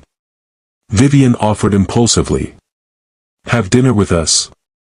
Patricia hesitated, clearly surprised by the invitation. I wouldn't want to intrude on your family time. The boys should know their grandmother, Vivian said simply. All of their family, really. Just, on healthier terms than before. After a moment's consideration, Patricia nodded. I'd like that very much. Dinner was initially awkward, the boys uncertain how to interact with this grandmother who had previously appeared only at formal Blackwood occasions. But as the meal progressed, something unexpected happened. Patricia asked questions, real questions about their interests, their school, their friends. She listened to their answers with genuine attention. She even shared stories about Landon as a boy that made them giggle in surprised delight. Dad used to collect bugs. Mason asked incredulously after one such anecdote. Hundreds of them, Patricia confirmed with a small smile. He had specimen boxes all over his room. Drove the housekeeper to distraction. His father finally forbade it when he was about your age, said it wasn't a suitable interest for a future Blackwood physician. What happened to all the bugs? Oliver wanted to know. A shadow crossed Patricia's face. He threw them away. Every single one. And never collected anything again. The boys exchanged glances, processing this glimpse of their father as a child not so different from themselves, a child whose passions had been sacrificed to the Blackwood expectations. After dinner, as Patricia prepared to leave, she took Vivian's hands in a surprisingly warm grip. Thank you. For dinner, and for being willing to consider a better way forward. I'm not sure what that way looks like yet, Vivian cautioned. There's been so much damage done. Yes, Patricia agreed. But damage can be repaired if all parties are willing to acknowledge it and work toward healing. I believe we can find that willingness. 2 days later, Vivian received a call from Rebecca. You're not going to believe this, her attorney began without preamble. Blackwood Laboratories has just announced a complete restructuring of their research ethics protocols. They're establishing an independent oversight committee, implementing new standards for informed consent, and creating special protections for research involving minors or vulnerable populations. That's unexpected, Vivian managed, setting down her coffee mug in surprise. It gets better. They've issued a public statement acknowledging historical lapses in ethical standards and committing to transparent, accountable research practices moving forward. There's no direct mention of the allegations regarding Oliver, but it's clearly a response to the scandal. Is Landon behind this? Apparently not, Rebecca replied. The announcement came directly from the Blackwood Laboratories Board of Directors, with Theodore listed as the primary contact despite his hospitalization. Rumors are flying that there's been a major power shift at the top. After hanging up, Vivian sat stunned, trying to process this development. Had Patricia actually managed to influence Theodore's actions from his hospital bed? Or was this simply a desperate attempt to salvage the company's reputation and stock price?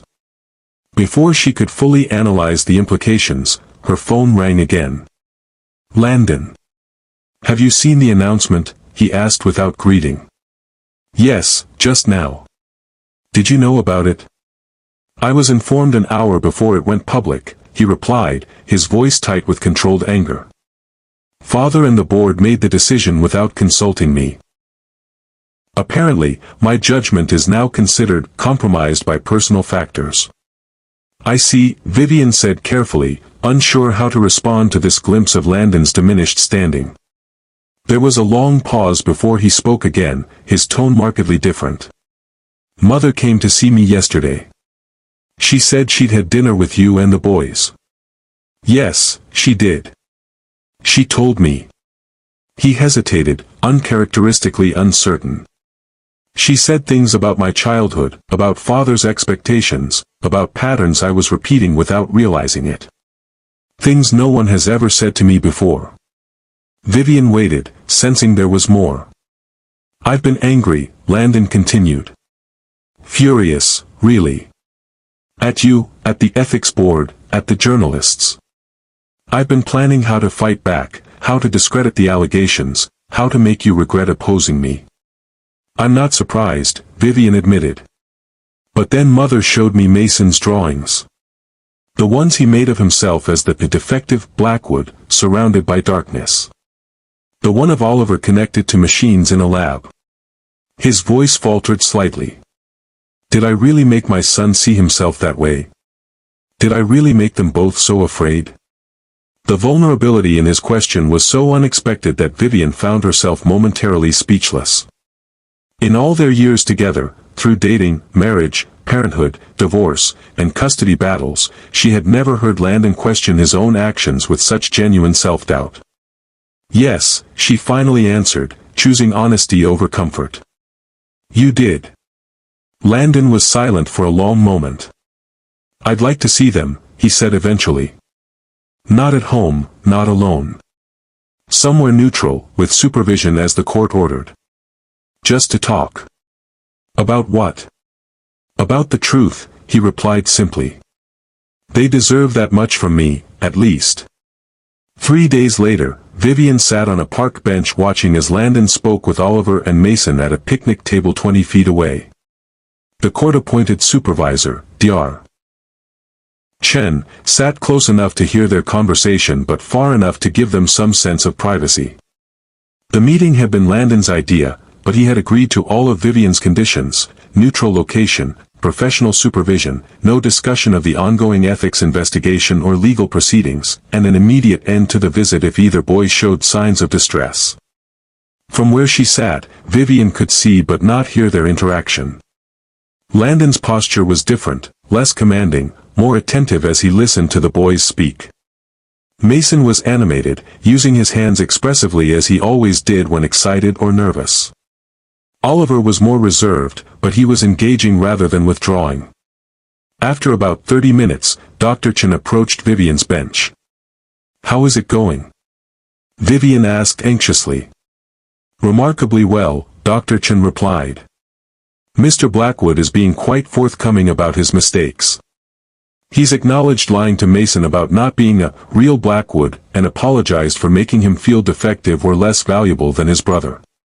He's explained to Oliver that the blood draws were part of unauthorized research and promised there will be no more medical procedures without full disclosure and your explicit consent. Has he mentioned Theodore? Dr. Chen nodded. He told them their grandfather is very ill and likely won't recover. He explained that fear of losing his father clouded his judgment and led him to make terrible decisions, but emphasized that this doesn't excuse his actions. And how are the boys responding? With the resilience children often show when finally given honest explanations for adult behavior that's confused or hurt them. They're asking good questions. Testing whether he's truly being honest now. Mason asked if Landon was still angry at him for speaking up in court. What did Landon say? That he was angry at first, but now he's proud of Mason for having the courage to tell the truth when adults around him were lying. It seemed to be a turning point in their conversation. When the visit concluded, Landon approached Vivian while Dr. Chen walked the boys to a nearby playground, still within sight but out of earshot. Thank you for allowing this, Landon said, his customary arrogance noticeably absent. The boys needed it, Vivian replied simply. He nodded, glancing toward where Oliver and Mason were now clambering over a jungle gym. They've grown so much. Not just physically, but in confidence, in character. You've done well with them, Vivian. The unexpected compliment caught her off guard. They're remarkable children. They always have been. Yes, he agreed quietly. I just couldn't see it clearly before. Couldn't see past what I wanted them to be, what I thought they needed to be as Blackwoods. And now? Landon was silent for a moment, his gaze still fixed on the boys. Now I'm trying to understand who they actually are, not who I imagined they should be. It's harder than I expected. I've spent so long viewing everything and everyone through the lens of the Blackwood legacy. Including me, Vivian observed. Especially you, he acknowledged. You were supposed to be the perfect Blackwood wife, brilliant enough to understand our work but compliant enough to subordinate your own ambitions to the family's needs. When you refused to fit that mold, I couldn't see any value in your perspective. And now? Vivian asked again. Landon finally turned to face her directly. Now I'm beginning to understand that the Blackwood legacy my father raised me to preserve at all costs has become a prison. For him, for me, and nearly for our sons. A gilded prison, certainly, but a prison nonetheless. Before Vivian could respond, Landon's phone rang. He checked the screen, his expression immediately sobering. "It's the hospital," he explained, answering quickly. "Yes. I understand. I'll be right there." He ended the call, his face carefully composed but tension evident in every line of his body. "Father is asking for me. The doctors say." He hesitated, "They don't expect him to last through the night." "Go," Vivian said simply. "I'll explain to the boys." Landon nodded gratefully, then hesitated. Would it be possible for them to see him? One last time. I know it's asking a lot after everything, but he is their grandfather." Vivian considered the request carefully. Her first instinct was refusal, to protect the boys from any further Blackwood manipulation, to shield them from the emotional complexity of a deathbed scene with a grandfather who had valued them primarily as research subjects. But looking at Landon now, seeing the genuine grief beginning to crack his composed exterior, she recognized that this moment would shape not just Theodore's final hours but the boys' understanding of family, forgiveness, and compassion. "If they want to go, I'll bring them," she decided. "But I'll be with them the entire time, and will leave immediately if I feel it's becoming harmful to them in any way." "Thank you," Landon said, genuine gratitude in his voice. "I'll have the hospital prepare for your arrival." That evening, Vivian stood with Oliver and Mason in the private suite of Blackwood Memorial Hospital where Theodore Blackwood lay dying. The imposing figure who had dominated the Blackwood Empire for nearly 5 decades was now diminished, his skin papery and pale against the expensive hospital linens, his breath labored despite the oxygen tube. Patricia sat beside the bed, her perfect composure finally cracking as she held her husband's hand. Landon stood at his father's other side, his expression a complex mixture of grief, respect, and something that might have been relief. "Father," he said softly. "Oliver and Mason are here." Theodore's eyes opened slowly, focusing with visible effort on his grandsons. "Come closer," he beckoned with a frail gesture. Vivian moved with them, a hand on each boy's shoulder as they approached the bed. She felt their nervousness in the tension of their small bodies beneath her hands. "My grandsons," Theodore acknowledged, his voice barely above a whisper. "The future of the Blackwood name." "Hello, grandfather," they replied in unison, the formality of the greeting at odds with the raw human drama unfolding around them. Theodore studied them for a long moment, his clinical gaze moving from one identical face to the other. "I've made mistakes," he finally said, the admission clearly costing him considerable effort. "Put the legacy before the living. It's the Blackwood way." His eyes shifted to Landon. "For generations of the same mistake." "Father," Landon began, but Theodore raised a hand weakly to silence him. "Listen to me. Both of you." His gaze returned to the twins. "You are Blackwoods. Both of you, equally. But don't let the name become a burden as it did for your father. As it did for me." He paused, gathering strength for his final words. "The greatest legacy isn't in achievements or discoveries. It's in breaking the patterns that harm those we should protect. Remember that." With those words, Theodore Blackwood closed his eyes, his breathing becoming more labored. A nurse stepped forward, gesturing that it might be time for the boys to leave. Vivian nodded, guiding them gently toward the door. As they exited the room, Mason looked up at her with solemn eyes. "Grandfather said we're both real Blackwoods." "Yes, he did," Vivian confirmed. "But he also said not to let it be a burden," Oliver added thoughtfully. "What did he mean?" Vivian considered how to explain such a complex legacy to 10-year-old boys. "I think he meant that your name, who your family is, should be just one part of who you are, not everything. That you should be free to become your own people, make your own choices, not just follow a path someone else set for you." The boys mulled this over as they walked through the hushed hospital corridors. "Is that why you left Dad?"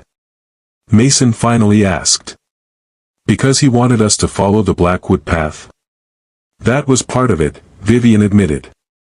Your father and I had different ideas about raising children, about what makes a good life, about how to balance family legacy with individual happiness. And now? Oliver questioned. Dad seems different lately. I think he's trying to be different, Vivian said carefully. Trying to see beyond the Blackwood way he was raised with. It's not easy to change patterns you've lived with your whole life, but he seems to be making a genuine effort. 3 days later, Theodore Blackwood's funeral dominated local news. The medical community turned out in force to honor a man whose research had undeniably advanced treatments for numerous blood disorders, whatever ethical corners may have been cut along the way. Politicians, philanthropists, and pharmaceutical leaders filled the grand cathedral where 4 generations of Blackwoods had been married, christened, and memorialized. Vivian attended with the boys, sitting near the front as befitted family but not in the first row reserved for Patricia and Landon. She had debated whether to come at all, but ultimately decided that witnessing this transition of the Blackwood dynasty was important, not just for the boys' sense of continuity, but for her own understanding of what might come next in their complex family dynamic. The eulogy, delivered by Landon, was not what anyone expected. Instead of focusing exclusively on Theodore's medical achievements and philanthropic legacy, Landon spoke with surprising candor about the costs of single-minded ambition, about the shadow side of the Blackwood dedication to medical advancement. My father taught me that the Blackwood name carried both privilege and responsibility, he said, his voice steady despite the emotion evident in his face. That our family's contributions to medical science justified any personal sacrifice required of us.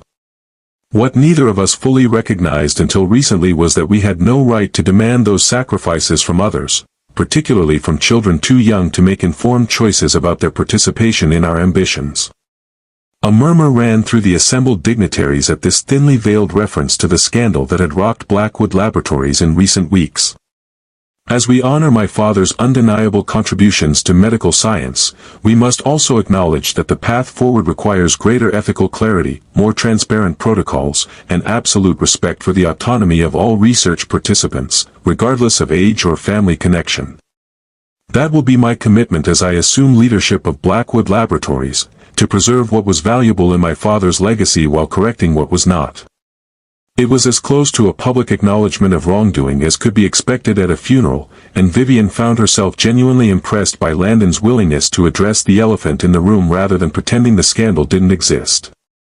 At the reception following the service, Landon approached where Vivian stood with the boys near a refreshment table. "Would you all join me for a moment?" he asked, gesturing toward a private alcove away from the mingling guests. "Mother has something she'd like to discuss with us."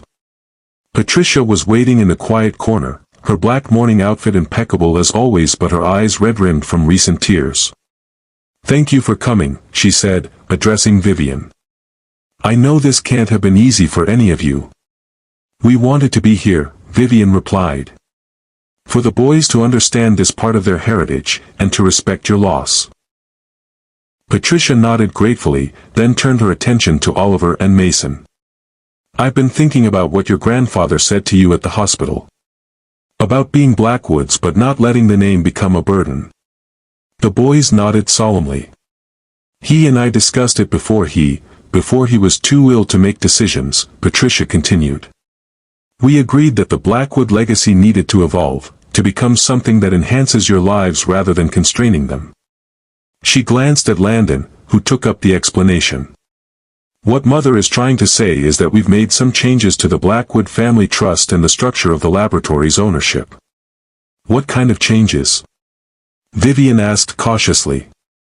"For one, we've established educational trusts for both boys that are not contingent on them pursuing medical careers," Patricia explained. "They can study art, literature, engineering, whatever paths call to them, and still have their education fully supported. And we've restructured the company's governance," Landon added.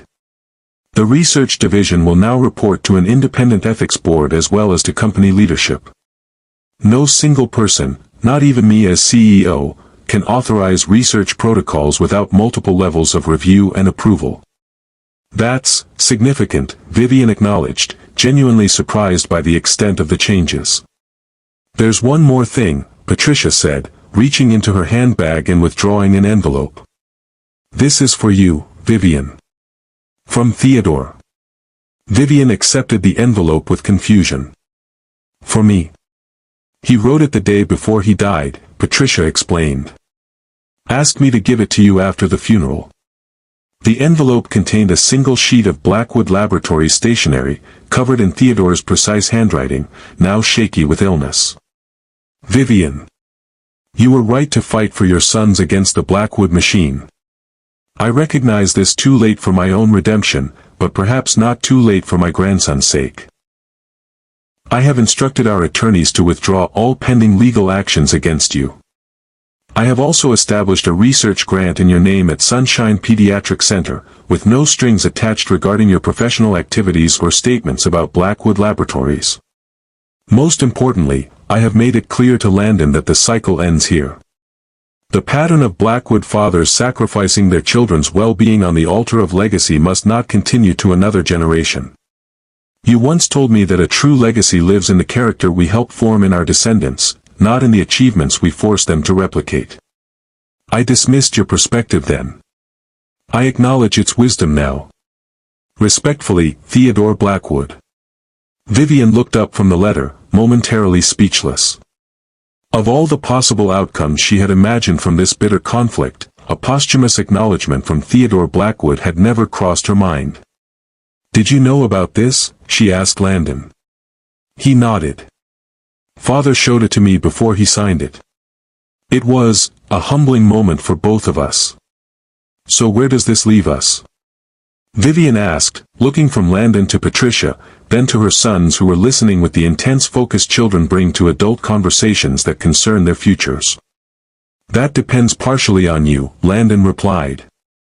"The custody arrangement established by Judge Sullivan remains in force, primary physical custody with you, supervised visitation with me.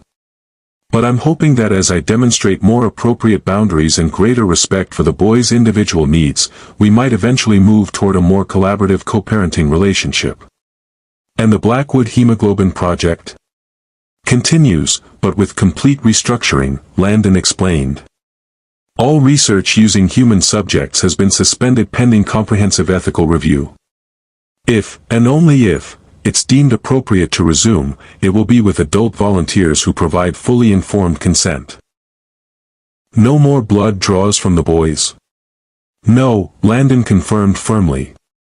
"Not unless they choose to participate when they're old enough to make that decision for themselves, with complete information about risks and benefits, and with multiple layers of protection against familial coercion."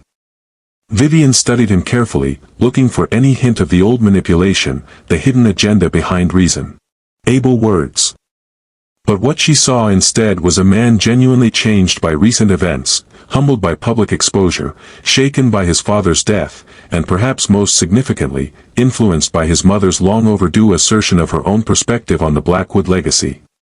"I think that sounds like a reasonable path forward," she finally said. "Though trust will need to be rebuilt gradually, on all sides." "I understand," Landon acknowledged. "And I'm prepared to do the work required, however long it takes." 6 months later, on a bright spring afternoon, Vivian sat on her townhouse porch watching as Landon helped the boys with an elaborate science experiment in the backyard. The supervised visitation requirement had recently been lifted by Judge Sullivan, following months of successful co-parenting therapy and consistently appropriate boundaries maintained by Landon. The changes in all of them were remarkable. Mason moved with a new confidence, no longer the anxious child constantly seeking approval. Oliver had discovered a passion for botanical drawing, combining his scientific inclinations with creative expression in a way that would have been unthinkable under the old Blackwood expectations. And Landon, perhaps the most transformed of all, had learned to engage with his sons as individuals rather than as extensions of his ambitions or vessels for the Blackwood legacy. He still occasionally slipped into old patterns, particularly when excited about their academic achievements, but he caught himself more quickly now, refocusing on their enjoyment rather than their performance. "Mom, come see what we did," Mason called excitedly as a small homemade rocket shot into the air, trailing colorful smoke. Vivian joined them in the yard, noting how Landon stepped back slightly to give her space beside the boys, a small gesture that spoke volumes about their evolving dynamic. "Did you see how high it went?"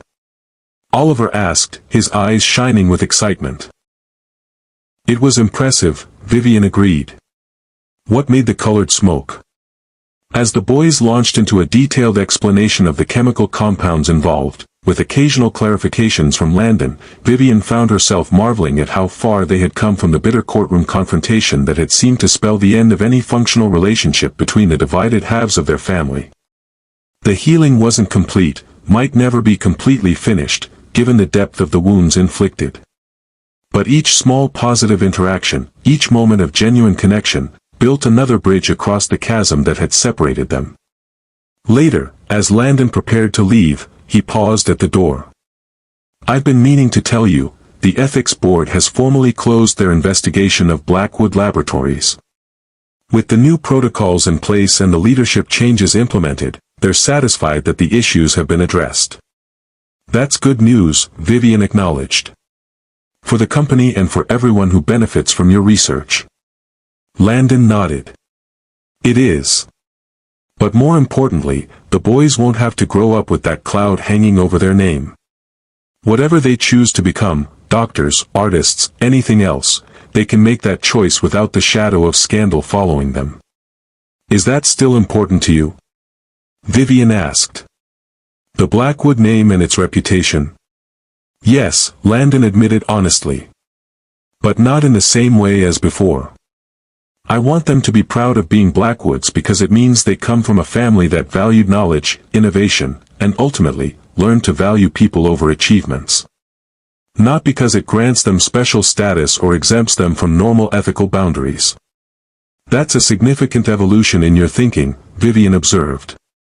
A small, self-deprecating smile touched Landon's lips.